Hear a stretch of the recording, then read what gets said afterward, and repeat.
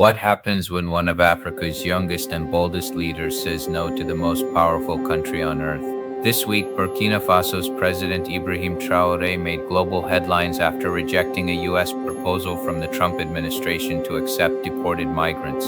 His message was clear and firm: Africa is not a dumping ground. This bold stand has reignited a global debate about dignity, sovereignty, and the new shape of U.S.-Africa relations. The Trump administration's new immigration policy has caused waves across the world. In a bid to reduce undocumented immigration, the U.S. government reportedly approached several countries, including Burkina Faso, to take in deportees, many of whom have no real ties to those nations.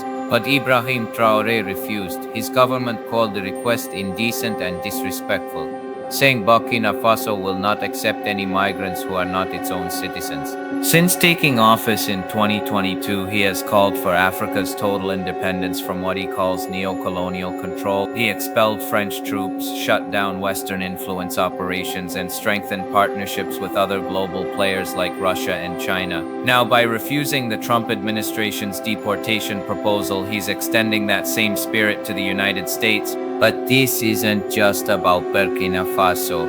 Traoré's decision echoes across the continent. Many Africans see it as a symbol of pride, a leader finally standing up and saying enough is enough.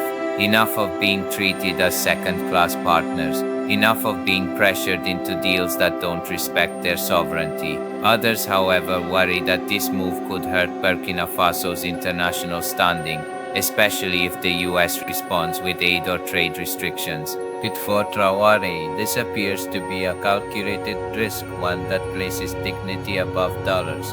This episode reflects a larger shift happening across Africa, from Niger to Mali, from Chad to Burkina Faso. A new wave of leaders is redefining what it means to be independent in the modern world. They're rejecting dependency, questioning alliances, and reshaping how Africa deals with the West.